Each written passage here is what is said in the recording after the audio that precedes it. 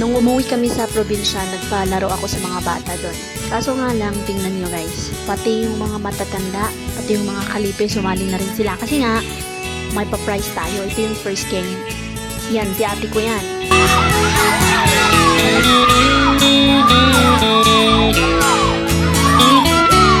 O, diba? Sinakob yung, yung term namin dyan.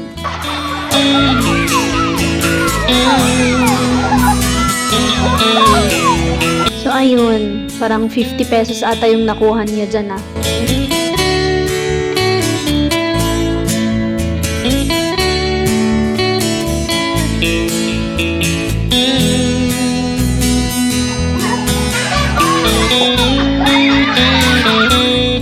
So ito yung second game, Fill the Bottle. Yan. Supposedly, ano lang yan, yung kamay, lalagyan mo siya ng tubig and then i-fill mo dun sa bottle. Kaso, gumawa pa rin sila ng paraan. Ayun na, pati bunganga nilagyan na rin.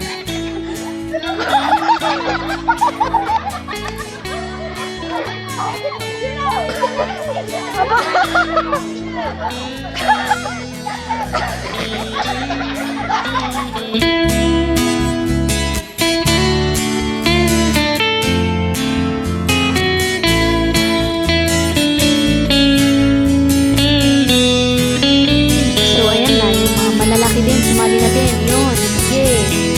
Yung mga mothers natin, kasi nga may pa-prize.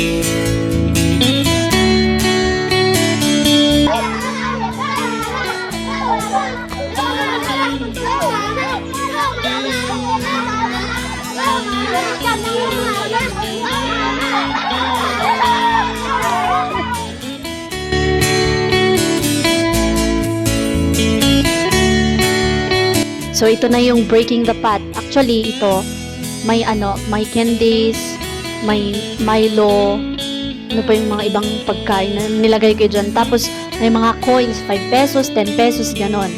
Kaya, maraming maraming pera din sa loob niya. I mean, coins. Oo nga, pera.